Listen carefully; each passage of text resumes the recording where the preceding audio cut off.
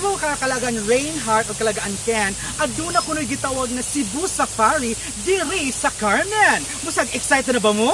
Excited na! Musag, iandam yung mga backpack O giandam nyo kagalingan kay manglaag ta sa Lagan sa Subo.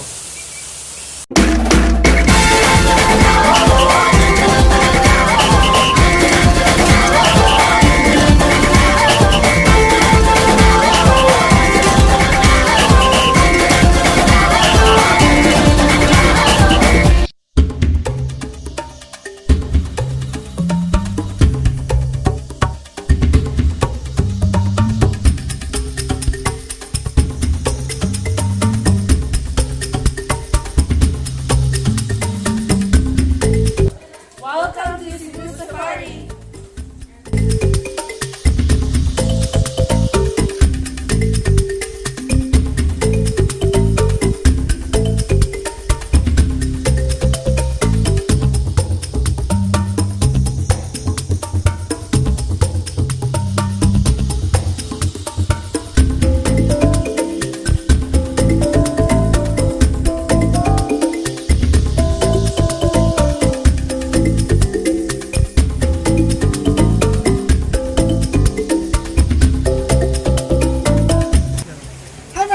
So, naata karon sa Cebu Safari ug ma-interview nato ang isa sa mga operations manager diri sa Cebu Safari na si Mr. Jesse Roy. How are you, sir? Hello, I'm good. Good day.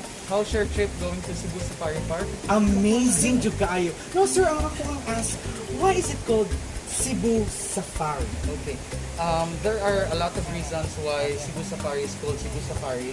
First is that our animals are put in their natural habitat.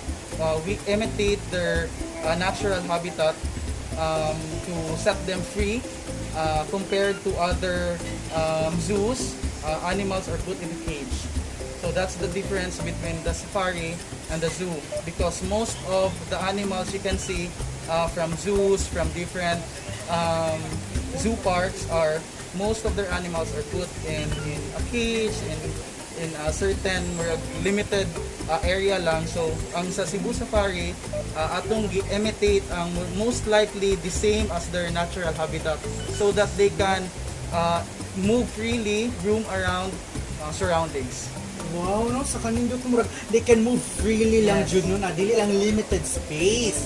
Nasa pila sa total animals na Okay, we have a total of more than 120 species and more than 1,000 animals.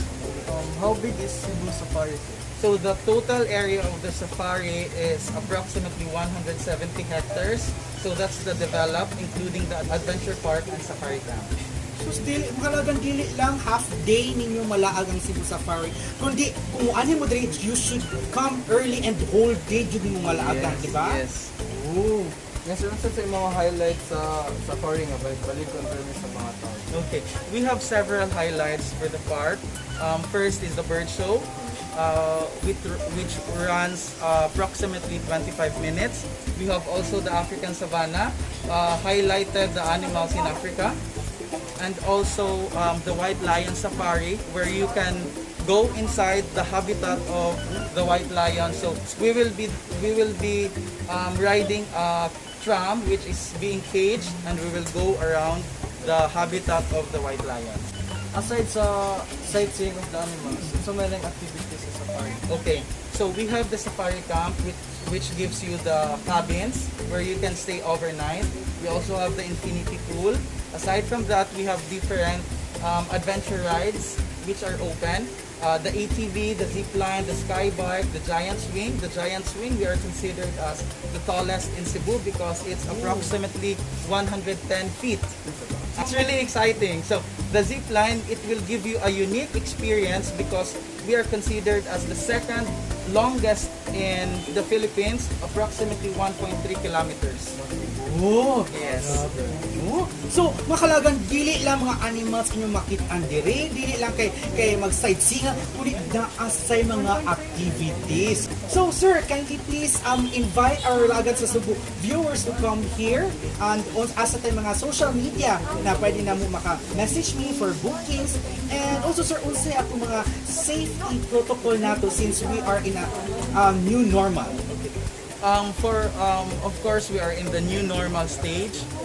We installed 20 sanitation stations, also 5 washing stations, and also the markings for we follow the standard, the international standards of 2 meters apart.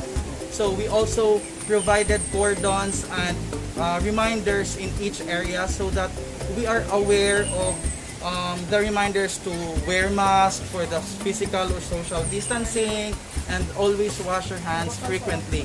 So I would like to invite everyone to visit Cebu Safari and Adventure Park, where you can experience different activities and where you can have an overnight stay at Safari Camp. So I'd like you to visit Cebu Safari and Adventure Park. To book, you can visit our website www.cebusafari.ph or you can email information cebusafari.ph.